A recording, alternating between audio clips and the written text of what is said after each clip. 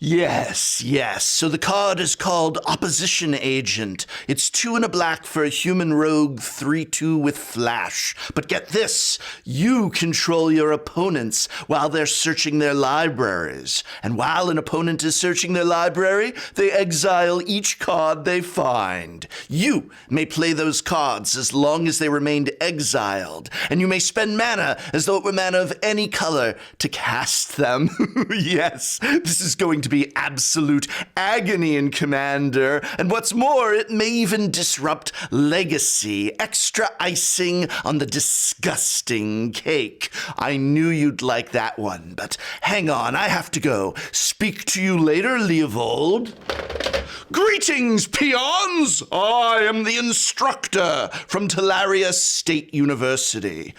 Normally, I don't play Commander. My format of choice, after all, is Brawl, the one that's standard only and rotates. Just deliciously evil. But I have come here today in outrage over the audacity of that insufferable academic, the professor! Days ago, this putz of a peon took the time to carefully teach and examine some of the best planeswalkers for Commander, looking at the ways their abilities fill needed gaps in colors or otherwise work better in the multiplayer setting. It was informative, it was insightful, and aimed to help you learn how to be a better player and evaluator of cards. Naturally, I hated it. I just wanted to hear about the planeswalkers who make gameplay miserable for my opponents. The planeswalkers whose abilities grind the game to a halt or simply make my friends scoop up and skulk away. The evil planeswalkers of Commander. That's all anybody cares about,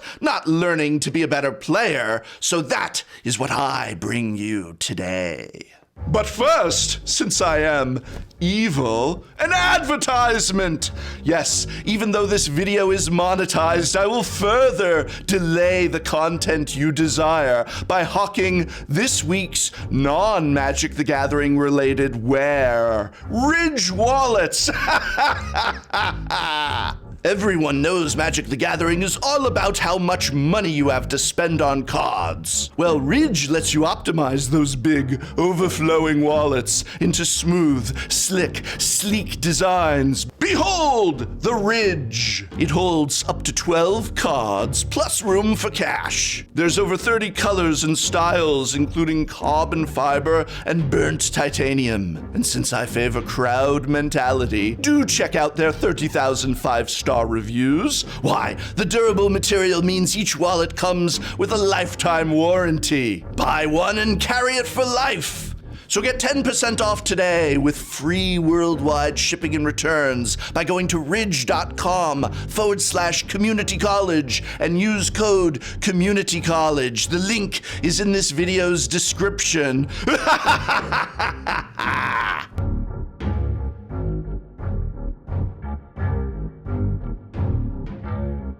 Now, I know Commander Legends is being spoiled as we speak, and there's all sorts of evil planeswalkers coming your way.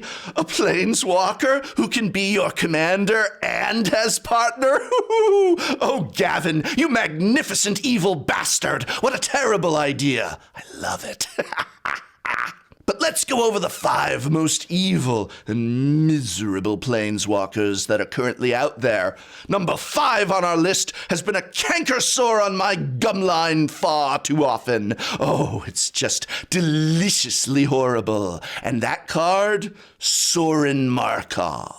Soren Markov is a real evil play. If you're a fan of sending a message, then instead of making a YouTube video, consider employing the OG Vamp Daddy to do your dirty work. Dirty Daddy.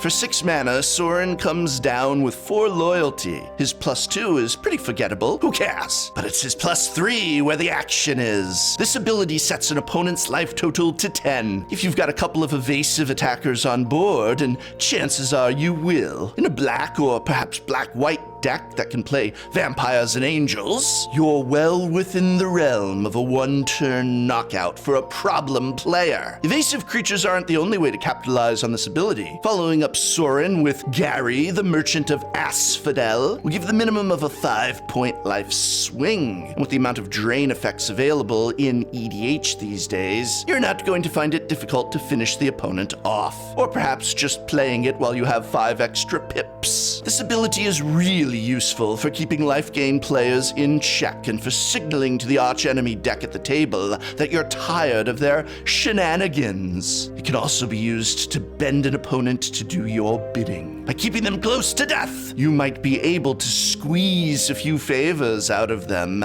as you drain them of every last drop of precious blood. Now then, many Magic the Gathering players pointed out that the professor left the greatest thief in the multiverse off his previous Planeswalker list, but let's be fair, can he really be the greatest thief if he's just a rotting corpse? Oh, did I just spoil that for you?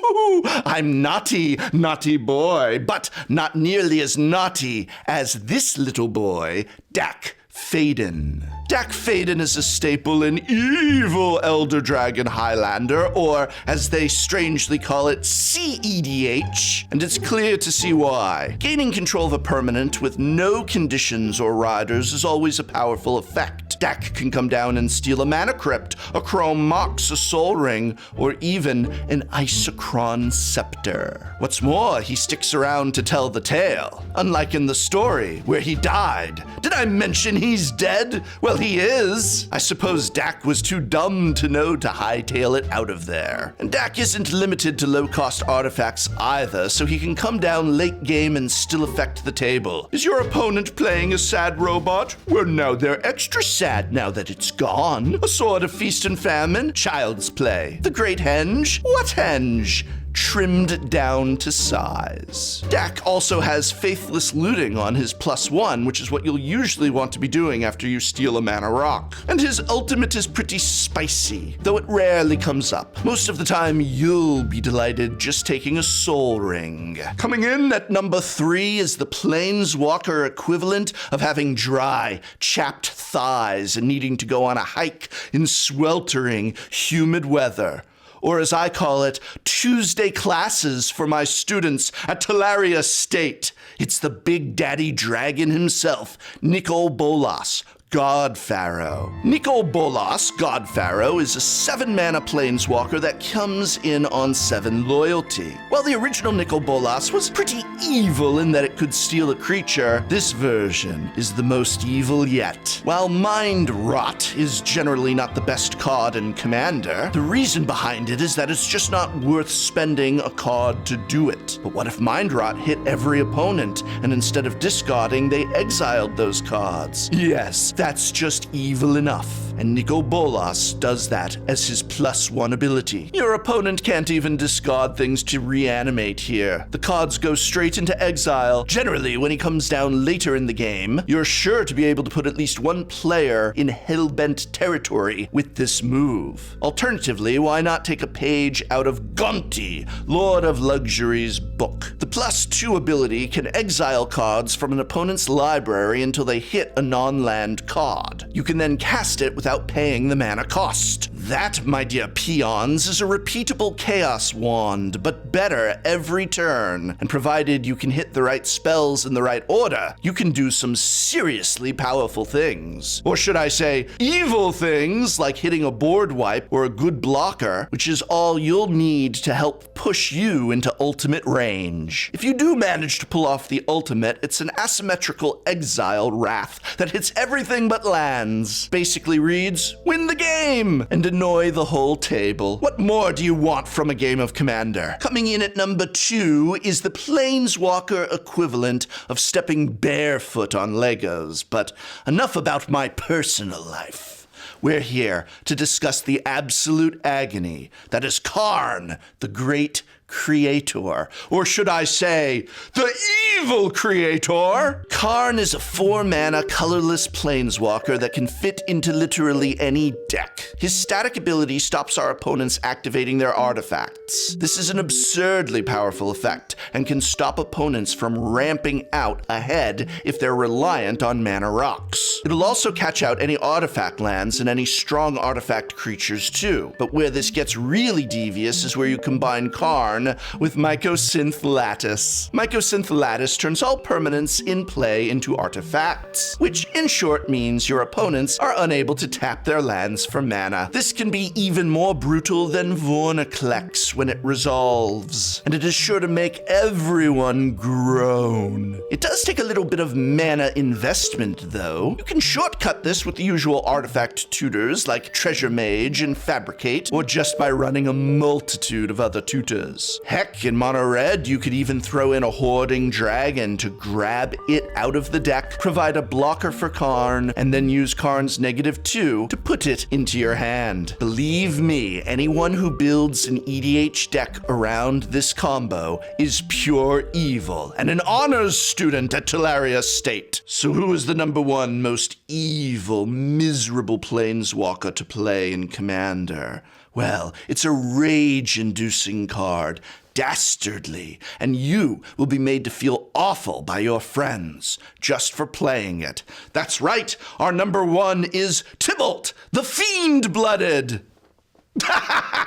Fools! You fell for my trick! I hope you bought a lot of copies. It isn't Tybalt, that pathetic card. No, it's the scratched cornea of planeswalkers herself, Narset, Parter of Veils. Of course, the most evil planeswalker in EDH is Narset, Parter of Veils, a card to make even my pal Leovold proud, the very essence of a notion thief with poor impulse control. Narset is a 3-mana planeswalker that is sure to shut things down and shut your opponents up. Of all the static abilities on the War of the Spark Walkers, this one is the one that's perhaps the strongest, and the most often in need of a gentle prodding reminder. Just add it to the list when you ask them to pay the 1 or the 2. In fact, just write up an invoice, because with Narset in play, your opponents will pay. But to really take her to another evil level, it's possible to use wheel effects to strip an opponent's hand clean when she's in play. Again, remember dear Leovold, because opponents are limited to 1 card a turn, casting Windfall or Wheel of Fortune will always take them back to 1 card, rather than the full hand they may otherwise receive. It's cruel but effective. Narset's the meanest planeswalker in Commander. In fact, she's so mean that a lot of casual playgroups opt to forego cards like Narset and combos with Wheel at their tables. She might not be the most powerful at casual tables, but at a competitive level, at an evil level, she's #1. Now I have homework for you. Yes, I assign homework. I want to hear from you who the most evil planeswalkers coming out of Commander Legends are. Or, if there are any evil planeswalkers I left off this list. Special thanks once again to Ridge for allowing me to shill for them. I mean, for sponsoring this video. Remember, get 10% off today with free worldwide shipping and returns by going to ridge.com community college and using code community college. The link is in the description, and the Ridge might soon be in your pocket, just like these evil planeswalkers should be in your decks.